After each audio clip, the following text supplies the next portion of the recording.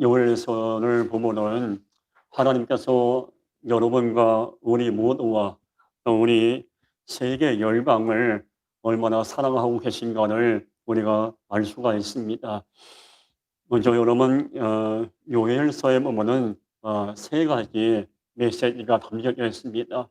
요엘서에는 첫 번째 명령, 그리고 두 번째가 약속, 그리고 세 번째가 회복의 메시지가 담겨져 있습니다.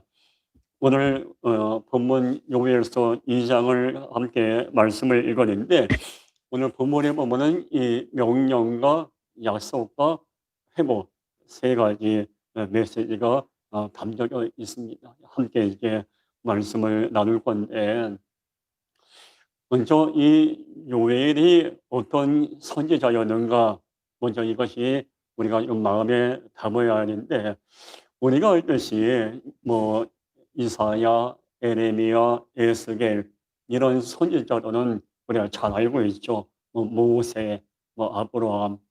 그런데 이 요엘 선지자에 대한 이 자료는 거의 없습니다. 어느 시대에 활동했는지가 성경에는 그렇게 기록이 안 되어 있습니다. 그러나 역사적으로 볼 때 요엘 선지자가 이스라엘 민족이 음란하고 방탕하고 하나님을 거역한 그 시대, 특별히 유다 왕이었던 요아스 왕 당시에 활동했던 선지자가 아닌가라는 그런 추측을 해봅니다. 어찌됐든 간에 이 요엘서에 보면은 이스라엘 민족이 참 하나님을 거역하고 또 말씀을 떠나고 우상을 가까이 하고 거룩함을 잃어버리고 몸으로 죄를 범하고 하나님께 등을 돌리는 패역한 죄를 범하게 됩니다. 이때 하나님은 요엘 선지자를 불러서 네가 내 대신 백성들에게 가서 내 뜻을 전하라.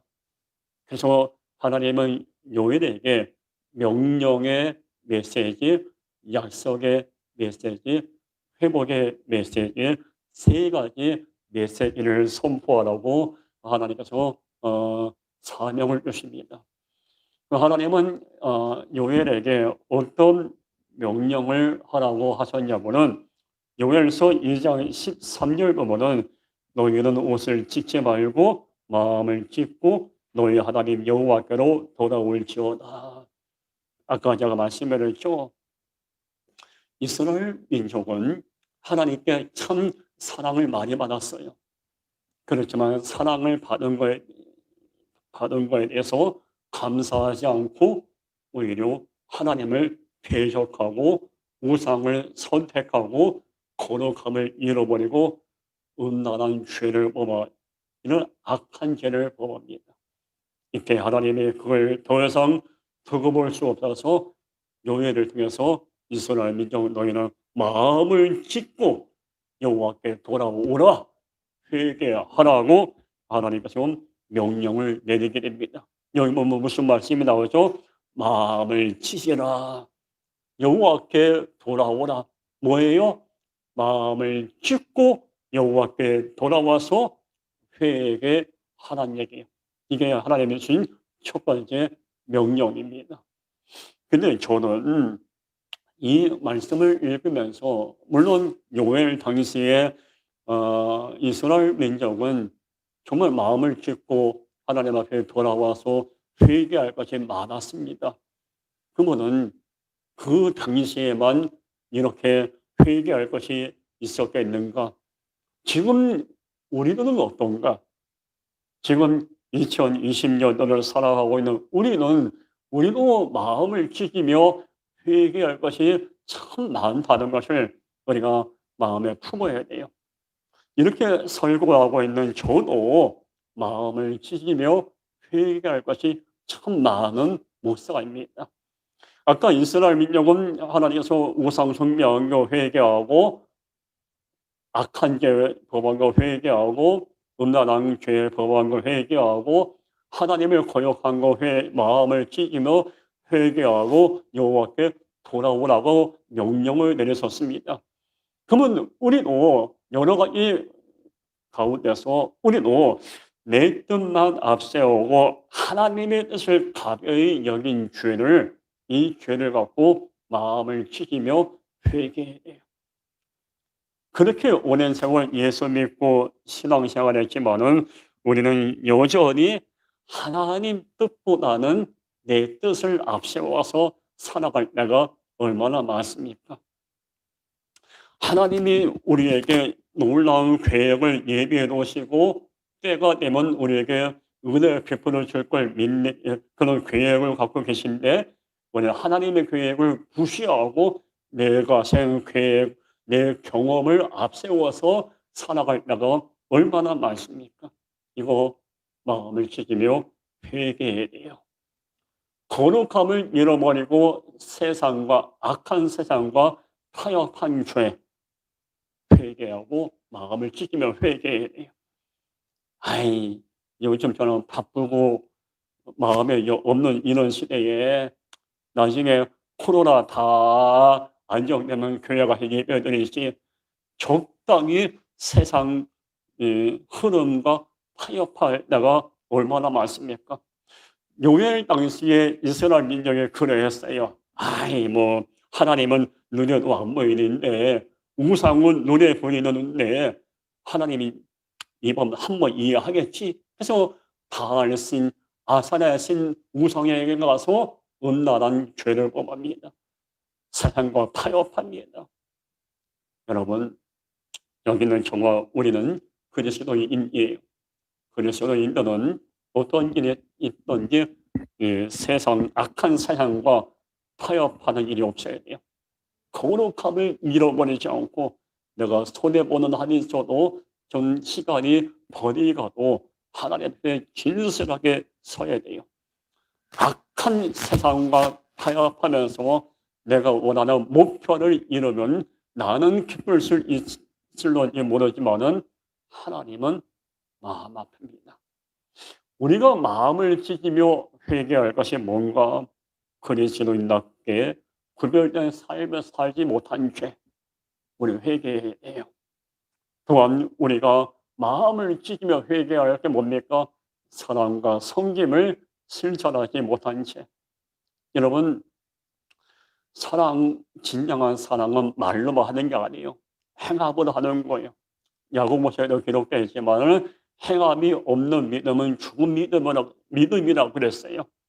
정말 내가 상대방을 사랑하고 존경하고 좋아한다면 행함으로 표현이 돼야 돼요. 그런데 만약에 우리가 말로만 사랑하고 섬김을 실천으로 옮기지 못하고 있다면 이거 마음을 찢으며 회개해야 돼요. 저는 이번에 다니엘 기도를 하면서 너무 감사한 게, 여러분 20일 동안 많은 은혜의 시간이 있었잖아요. 근데 너무 감사한 게 오련교회 김원호 목사님 참 귀하신 분이에요.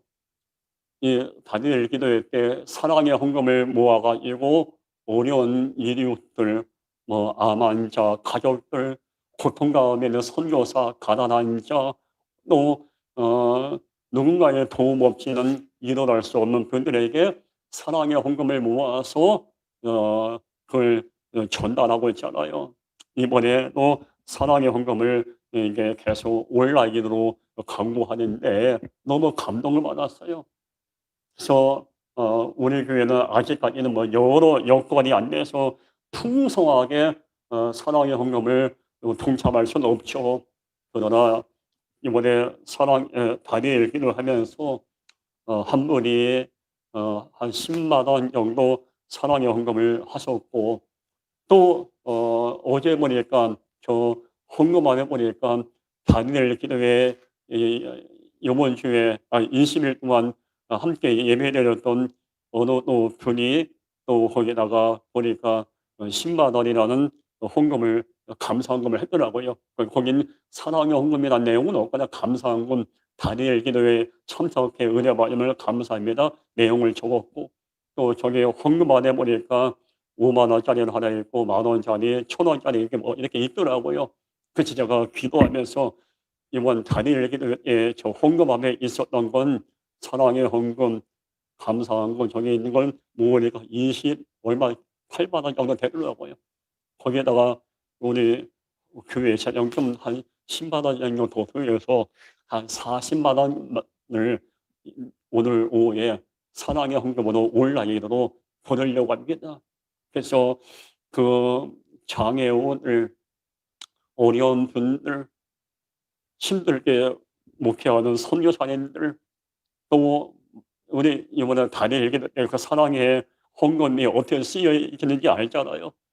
그 40만 원이라는 우리가 보내는 돈은 작은 돈이겠지만은 그 작은 헌금이 그 누군가에게 조금이나마 희망이 될 수가 있고 도움이 될 수가 있는 거예요. 주의 사랑은 금액이 많고 적고를 떠나서 주의 사랑은 나누고 베풀고 끊임없이 섬겨야 돼요. 우리가 마음을 찢으며 회개할 것이 뭡니까? 예배의 귀함을 망각한 죄. 지금은 세상은 계속해서 우리로 하여금 예배를 드리는 것을 방해하고 예배를 드리지 않는 것을 합리화시키고 있어요. 근데 우리는 분명히 알 것은 어떤 환경, 어떤 여건에 있든지 우리는 예배를 귀하게 여기고 참 예배의 삶을 살아갈 수 있어야 돼요. 이번 다니엘 기도회 때 김은진 사모님이 간증하지 않았습니까? 북한에서 탈북해서 건너와서 북한에 있는 동안에 할머니와 어머니한테, 특별히 할머니한테 신앙 교육을 받고 믿음의 유산을 이어가는 그런 아름다운 간증을 하지 않았습니까? 이 김은진 사모님이 북한에서 가족들이 모여서 어떻게 예배드리는지 그날 생생하게 간증했죠. 우리는 좀 편하게 예배드려요.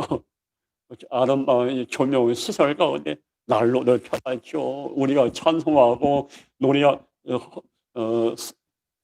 통성기도 안 하고 누가 뭐라 할 사람 없어요. 그러나 북한은 어떻죠?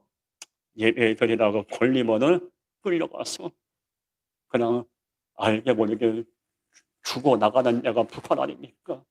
김은진 사모님과 가족들이 가족끼리 모여서 창문을 다 가로막고 조용히 찬송하고 기도하고 말씀을 나누고 그런 예배자의 모습을 제가 드리면서 얼마나 큰 은혜를 받았는지 몰라요. 여러분, 우리는 하나님이 원하시고 하나님이 찾으시는 예배자가 되어야 합니다. 좀 아까도 얘기했지만 지금은 이 세상이 예배를 드리는 것을 방해하고 예배를 드리는 무슨 죄를 범한 것처럼 매도하는 이런 잘못된 방향으로 가고 있는 이런 이 시대에 우리는 그래도 예배자의 자리에 머물러 있어야 합니다. 하나님은 요엘에게 마음을 찢으며 회개하라고 명령을 내렸어요. 근데 오늘 본문에 보면은 요엘서 2장 18절에 보면 이런 말씀이 있어요. 그때에 여호와께서 자기의 땅을 극진히 사랑하시어 그의 백성을 불쌍히 여기실 것이라. 그때가 언제죠? 그때가 마음을 찢으며 회개할 때. 마음을 찢으며 회개하면 하나님께서 너희를 용서하고 극진히 사랑해 주겠다고 약속을 주셨습니다. 명령, 약속, 회복인데 하나님은 회개하라고 명령하신 것이 아니라 사랑해 주겠다고 약속을 하셨어요. 근데 어떤 사랑이에요? 극진한 사랑이에요. 비록 이스라엘 민족과 우리가 아까 이야기한 것처럼 마음을 찢으며 회개할 수밖에 없는 죄인들이지만은 우리가 진실된 모습으로 회개하는 그때에 하나님은 우리에게 용서하고 우리에게 극진히 사랑해 주실 거라는 약속이에요. 여기는 저와 여러분은 극진하신 하나님의 사랑이 아니고는 단 1분 1초도 살아갈 수 없는 연약한 존재들입니다. 이번 다니엘 기도회 20명의 강사들의 공통점이 뭔지 아십니까? 11월 1일부터 11월 20일까지 20일 동안 말씀을 전했던 그 간증자들의 공통점은 삶의 어려움과 고난과 고통의 장이 있었지만은 극진하신 하나님의 사랑으로 이겨내고 견디고 버티고 다시 인생을 새롭게 시작할 수 있는 은혜를 경험했던 자들입니다. 어떤 이들이 어떤 인생이 되었든지 하나님의 극진히 은혜를 사랑을 베풀어 주신다면은 삶이 변화가 찾아올 수가 있는 거예요.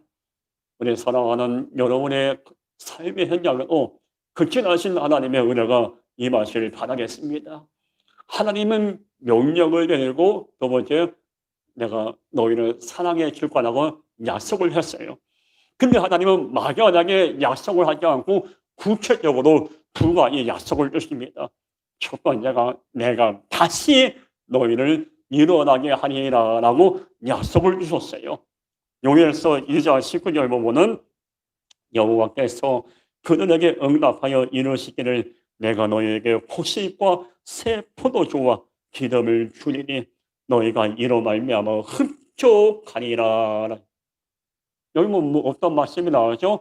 너희가 이로 말미암아 흡족하리라. 앞에 뭐가 나오죠? 고식과 새 포도주와 기름을 주리니. 요엘서 1장에 보면요, 이스라엘 민족이 죄를 보면서 하나님이 메뚜기 재앙을 보냅니다. 그죠? 메뚜기 재앙 때문에 이스라엘의 모든 농작물이 초토화가 돼요. 폐허가 돼버립니다. 농작물이 무너졌기 때문에 먹을 것이 없었어요. 근데 하나님께서는 그 사랑이 많으신 하나님이 왜 메뚜기를 떼를 보내서 이스라엘 온 땅을 이렇게 폐허를 만들고 먹을 것을 다 짓밟았을까? 그것은 이스라엘 민족이 끝까지 회개하지 않았기 때문에 그래요. 어찌든 간에 회개하지 않은 이스라엘 땅에 메뚜기 재앙이 임해서 먹을 것이 없는 그런 절망의 땅이 된 거예요.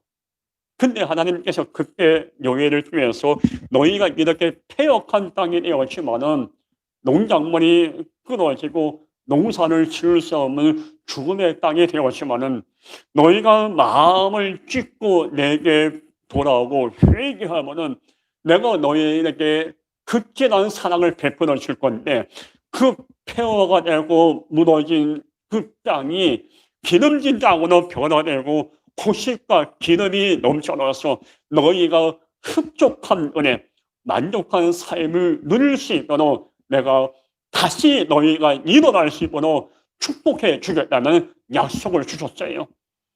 요엘서 1장은 초토화되고 부러진 이스라엘 땅이었지만은 요엘서 2장에서는 하나님은 그 땅을 다시 일어나게 해 주겠다는 이런 한없는 은혜와 사랑의 약속을 주셨습니다. 이 약속은 우리 민족에도 해당돼요. 지금 우리 민족과 세계 열방은 원치 않게 코로나 때문에 코로나라는 메뚜기 재앙을 만나서 초토화가 됐어요. 경제, 사회, 문화, 종교 모든 분야가 코로나라는 이 바이러스 때문에 정말 원치 않게 힘든 시간을 만났어요. 그러나 이 어려울 때 우리가 마음을 치기며 하나님 앞에 올바로 서고 요나서에 있는 니느웨 백성들처럼 하나님의 얼굴을 구하고 금식을 선포하고 우리를 돌아보고 말씀 앞에 올바로 서기만 한다면은 하나님은 우리의 눈물의 귀를 들으시고 우리 민족과 세계 열방을 다시 일어날 수 있도록 은혜를 베풀어 주실 것입니다. 특별히 지금 한국교회가 여러 가지 어려운 것 가운데 있는데 세상 사람은 이번 기회에 한국교회가 무너지고 문을 닫을 거라고 해서는 안 되는 말을 하고 있지만은 여러분 아시죠? 그런 일이 일어나지 않습니다. 한국 교회는 우리 믿음의 선배들의 눈물로 세워진 교회입니다. 예수 그리스도의 피값으로 세워진 교회예요. 어떤 일은 이 교회는 무너지지 않습니다. 하나님은 교회를 다시 일어나게 하고 예배를 회복시켜 줄 것이며 성도들의 삶을 다시 일어날 수 있도록 은혜를 베풀어 주실 거예요. 너희가 이로 말미암아 흡족하리라.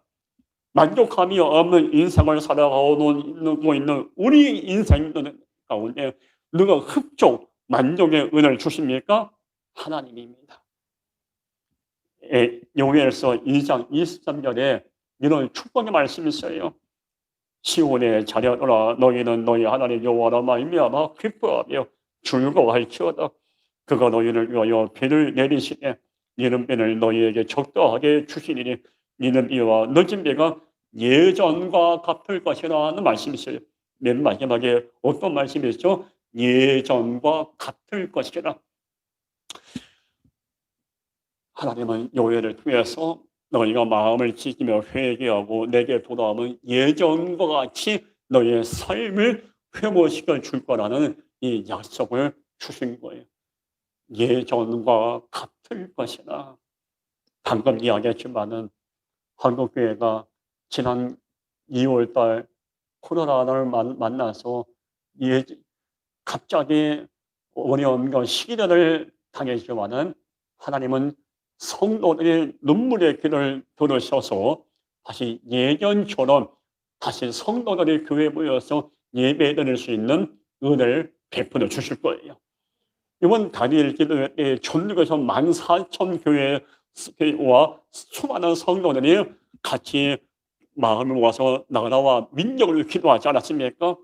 그 눈물의 기도를 들으신 하나님은 예전처럼 우리 민족이 다시 일어날 수 있도록 은혜를 베풀어 줄 거예요. 경제를 회복시켜 줄 것이고 사회의 모든 분야가 예전처럼 다시 회복될 수 있는 은혜를 베풀어 주실 거예요. 예전과 같을 것이다. 저거 여기 나오죠. 예전과 같을 것이다. 저도 이 말씀을 읽으면서 기도했어요. 하나님, 저도 예전처럼 그렇게 다시 목회할 수 있는 은혜를 베풀어 주옵소서. 지난주 추수감사 예배 드리고 정말 감사했어요.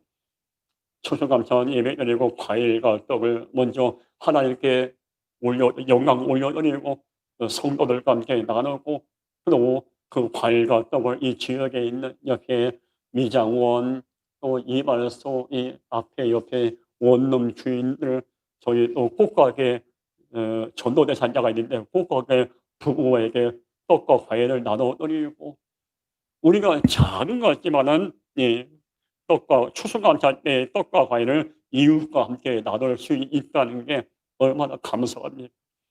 저는 지난주에 떡과 과일을 이웃과 함께 나누면서 마음으로 이렇게 기도했어요. 하나님, 지금은 떡과 과일만 이렇게 나누지만은 예전처럼 더 나눔과 섬김에 목회할 수 있고 예전처럼 그런 목회를 할 수 있고 은혜를 베풀어 줄 줄 믿습니다. 라고 기도했어요. 제가 가능한 한 먼저 사역했던 거 얘기해서는 안 되지만은 제가 간증 삼아 말씀드리는 거예요. 믿음으로 선포하는 거예요. 먼저 섬겼던 교회에서는 추수감사가 되면은 소년소녀 가장들에게 사랑을 베풀고 지역에 있는 노인정과 독거노인 어른들을 찾아내고 떡과 과일을 섬기고 또 은퇴하신 목사님과 사모님을 찾아뵈면서 약간의 도서비와 또 과일과 떡을 대접하고 또 소외된 이웃들에게 추수감사에 도와줄 때 이렇게 나누고 베푸는 그렇게 사역을 했었어요. 이번에 지난 주일날 추수감사 끝나고 난 다음에 하나님 축복하여 주시어서 예전처럼 또 예전보다 더 귀한 나눔과 섬김과 사랑을 실천하는 목회를 할 수 있도록 은혜를 베풀어 줄 믿습니다라고 기도했어요. 여러분의 삶이 여러분 혹시 이 원칙에 무너지고 평안이 깨지고 가정에 문제가 있다 한다면은요, 이 말씀 붙잡으시기 바랍니다. 예전과 같을 것이다.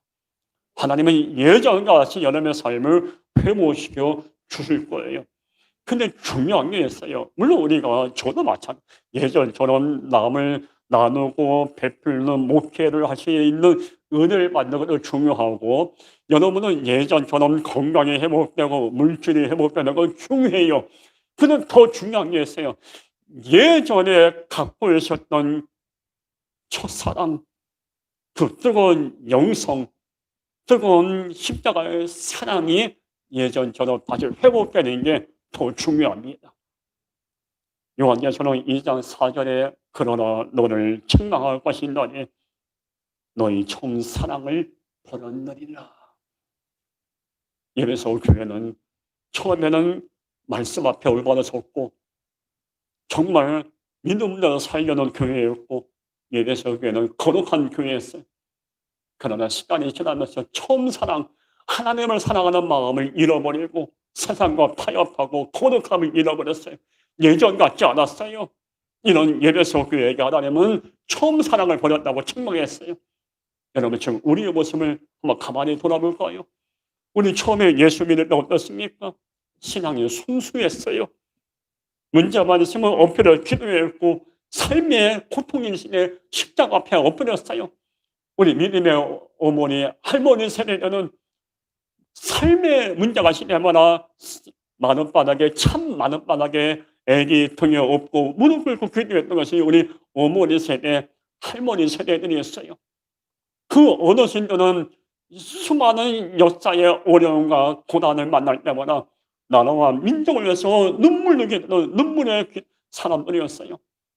우리도 가만히 보면 예전에는 삶의 문제가 있고 어려움이 있을 때는 금식기도를 했고 말씀을 가까이 했고 그렇게 하나님을 의지했는데, 이제는 좀 배부르고 등자수하고 편하다 보니까 예전처럼 무릎 꿇지 않아요. 말씀을 가까이 하지 않고, 예전에는 찬양하고 기도하면 눈물이 나는데 요즘은 찬양을 해도 감동이 없네. 기도를 해도 어떤 마음에 확신이 없는 거야. 우리는 더 늦기 전에 예전과 같은 뿌리 깊은 신앙으로 우리의 신앙이 회복되어야 돼요. 다시 말씀드릴게요. 예전처럼 건강이 회복되고 물질이 회복되는 것은 중요하지만, 저도 예전처럼 나누고 베품에 목회하는 것은 중요하지만, 그것보다 더 중요한 것은 예전에 가졌던 뿌리 깊은 신앙, 순수한 신앙, 첫사랑을 회복하는 게 더 중요한 거예요. 하나님은 요엘에게 두 번째 약속을 주십니다. 다시 걸어가게 하리라. 요엘서 2장 20절 보니까 내가 북쪽 근전을 너에게 멀리 떠나게 하여 메마르고 정박한 땅으로 쫓아내리라. 여기서 북쪽 근전가 뭐냐면은 요엘 당시에 이스라엘 민족은 북쪽 근전뿐만 아니라 많은 이방인들에게 공격을 당했어요. 예전에 우리 민족이 일제와 많은 외세에게 공격을 당한 것처럼 이스라엘도 외세에 의해서 공격을 많이 당했어요. 북쪽 군대들 때문에, 이방인 때문에 수많은 고통을 당했어요. 그러나 하나님은 그 북쪽 군대를 다 물리쳐주고 다시 미래를 향하여 걸어갈 수 있도록 은혜를 베풀어 주겠다는 약속을 주셨어요. 이스라엘 민족은 이방인 때문에 고통과 어려움이 있었지만 그 어려움을 주님의 은혜로 다시 걸어갈 수 있는 은혜를 베풀어 주셨어요. 우리도 인생 살다 보면 북쪽 군대 같은 인생의 어려움이 얼마나 많습니까? 고난과 삶의 문제에서 자유할 수 있느냐고 어릴 때 다 고난이 있고 다 문제가 다 있어요. 아픔이 다 있고, 어느 날 이렇게 농사 짓는 농부 집사님이 집에 있는 소를 끌고 밭에 가서 일을 하려고 하는데, 이 소가 밭을 갈아야 하는데 일을 안 하는 거예요. 그래서 이 집사님이 하도 답답해서 이 소가 일을 안 하니까 목사님한테 전화한 거예요. 목사님, 우리 집에 소가 일을 안 하는데 와서 좀 기도 좀 해주세요. 그 목사님이 기가 막혔지만은 신방을 왔어요. 그 가만히 보니까 이 소가 일을 안 하고 뺀질뺀질 다쳐서 누워 있는 거예요. 그래서 이 목사님이 소 옆에 가서 귀에 대고 뭐라고 한참 얘기한 거예요. 한참 얘기하니까 이 소가 갑자기 매 하고 딱 일어나가지고 밭을 싹 갈았어. 그 옆에 있는 집사님이 그걸 보고 깜짝 놀란 거예요. 아니 목사님, 어떻게 무슨 말을 했길래 저 소가 이렇게 갑자기 일어나서 밭을 싹 가냐고. 제 목사님이 웃으면서 그럴 때 내가 딴 얘기 안 했어요. 소 귀에다가 야, 나 못 산대. 목회가 얼마나 힘든지 아냐? 이게 얼마나 심을 세상에 너 같은 말보다 진성 소한테도 기도 안 하고 와서 신망 요청을 갖고 왔는데 너 목회가 얼마나 힘든지 아냐? 참 힘들고는 게 목회인데 너 목회할래? 밭 갈래? 물어봤대요. 그래서 소가 그 얘기 듣고 박상 일어나서 밭에 다 간 거예요. 여러분 근데 목회하는 목회자들만 신분입니까? 아니에요. 가만히 보면 목회자들보다 삶의 현장에서 일하시는 여러분들이 더 힘들어요. 목회자뿐만 아니라 우리 모든 인생은 원치 않은 북쪽 분리라는 삶의 장애물과 어려운 환경 때문에 우리가 어려운 순간을 만날 때가 많습니다. 그때 하나님은 우리에게 약속해 주십니다. 다시 걸어가게 하리라. 여러분 요에서 오늘 말씀을 보니까 요에서 2장 21절 보면은 땅이여 두려워하지 말고 기뻐하며 즐거워할지어다 여호와께서 큰 일을 행하셨습니다. 하나님은 요엘을 통해서 북쪽 군대와 이방인들이 너를 괴롭힌다 해도 두려워하지 마라. 큰 일을 행하실 여호와가 너희를 다시 걸어가게 할 거다라고 약속을 주신 거예요. 하나님은 이스라엘 민족뿐만 아니라 우리와 이 민족과 한국교회 세계 열방에도 다시 걸어갈 수 있도록 큰 일을 행해 주실 것입니다. 요엘서 2장 22절 다 같이 시작. 들 짐승들아 두려워하지 말지어다. 들의 풀이 싹이 나며 나무가 열매를 맺으며 무화과 나무와 포도나무가 다 심을 내는도다. 아멘. 하나님은 마음을 지키며 회개하라고 명령을 드렸고 다시 일어나고 걸어갈 수 있도록 주겠다고 약속을 주셨고 마지막에 다 힘을 내는 힘을 낼 수 있도록 회복의 은혜를 주셨다고 하나님께서 말씀을 주셨어요. 다 힘을 내는도다. 이스라엘 민족은 북쪽 군대와 메뚜기 재앙 때문에 도저히 일어날 수 없는 어려운 환경이 있었지만은 하나님께서 다시 힘을 내서 일어날 수 있도록 은혜를 베풀어 주신 거예요.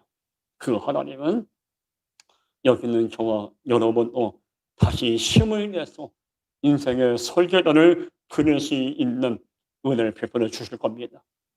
특별히 우리 한국교회 하나님께 축복해 주셔서 다시 힘을 내서 이 땅의 빛과 소금의 역할을 감당하고 소외된 이유, 축복받지 못한 이웃들에게 예전처럼 사랑을 베풀고 십자가의 은혜를 나눌 수 있도록 힘을 내서 사역을 감당할 수 있도록 은혜를 베풀어 주실 것 분명히 믿습니다.